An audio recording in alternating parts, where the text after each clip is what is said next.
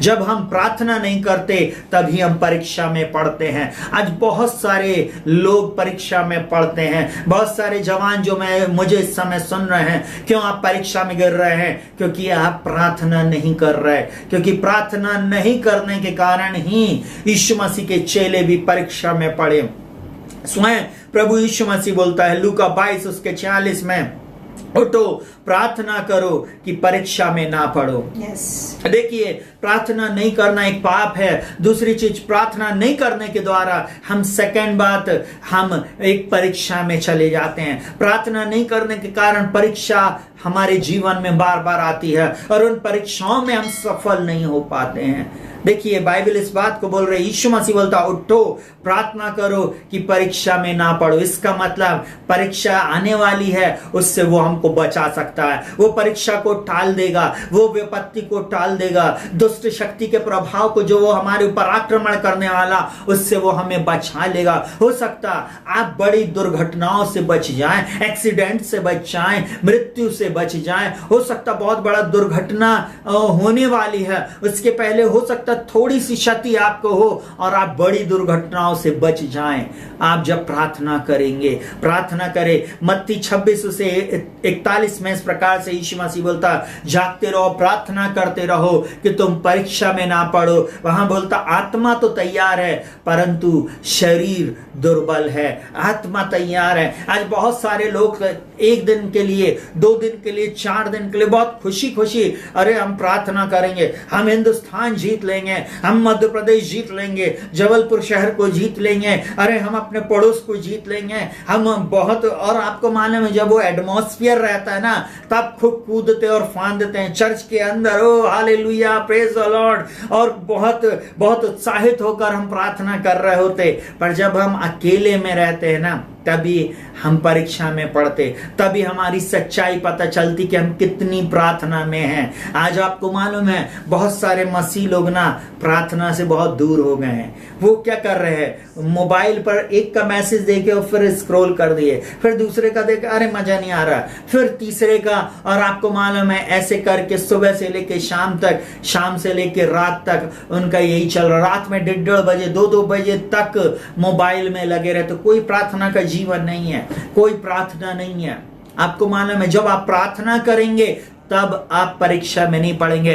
आत्मा तो तैयार है परंतु शरीर दुर्बल है। सुनिए का बहुत ध्यान से, मसीह जो महिमा की आशा है वो आप में रहता है। आपकी आत्मा तैयार है, आपके अंदर में परमेश्वर ने सारी आशीषों को रख दिया है और वो चाहता उन आशीषों को आप ले लें। आप तभी ले पाएंगे जब आप प्रार्थना करेंगे। आप तभी आशीषित होंगे जब आप प्रार्थना करेंगे।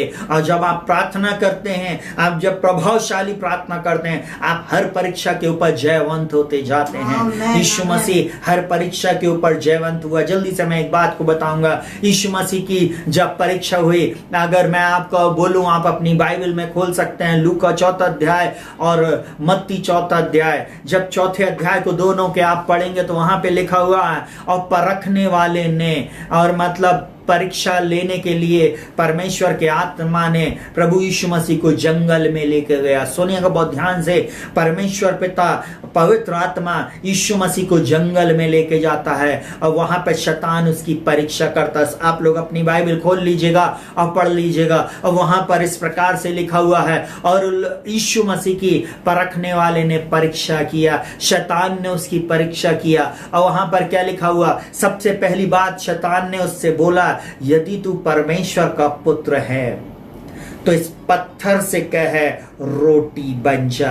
आपको मालूम है, सबसे पहली परीक्षा उसकी रोटी के लिए हुई। आपको मालूम है, आज संसार लॉकडाउन में, आपको मालूम है उसको रोटी की चिंता है, रोटी की परीक्षा कहां से आएगी। और यीशु मसीह वचन को पढ़ता था, इसलिए मैंने जो उदाहरण दिया उससे मैं आज आपको समझाना चाहता हूं कि क्यों मैं बोल रहा हूं, जब आप वचन को पढ़ते हैं तब आप परीक्षा में स्थिर रहते।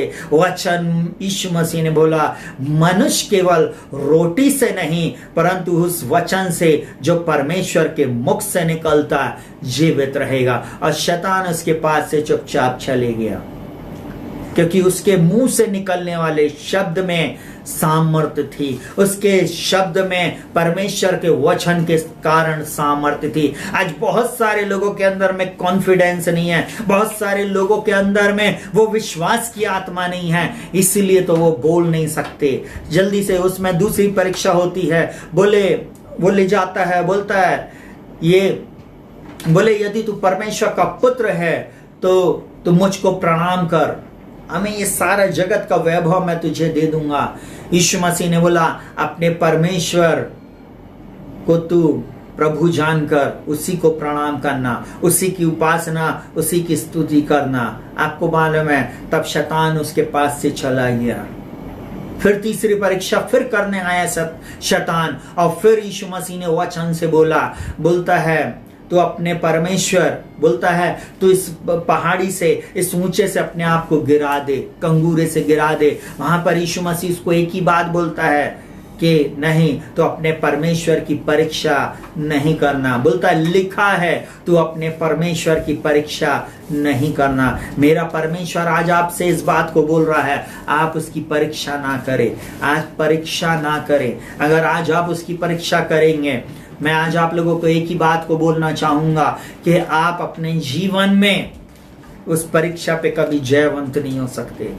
आप परीक्षा में ना फंसे, इसलिए निरंतर प्रार्थना करें। बाइबल बोलती है उठो जागते रहो, लूका में बोलता उठो और मत्ती में बोलता जागते रहो। मैं ऐसा बोलूं, मत्ती पहले लिखा हुआ, लूका बाद में, तो ऐसा बोलूं जागते रहो, उठकर प्रार्थना करते रहो। उठो और जागृत होकर प्रार्थना करते रहो, दोनों चीजें एक साइकिल में चलाते रहिए। आपके जीवन में उठ जाएं, प्रार्थना करें, सुबह शाम दोपहर जब मौका मिले तब प्रार्थना करें। मैं ऐसा बोलूं, आपको मैं रूढ़िवादी बनाना नहीं चाहता, ऑर्थोडॉक्स बनाना नहीं चाहता, परंतु मैं चाहता हूं कि आप प्रार्थना का जीवन आपके अंदर में और डेवलप करें। आप खुद देखें कि आप कहां पर कमजोर हैं, कहां पर आपके जीवन में कमी घटी है, आप उसको सुधारें।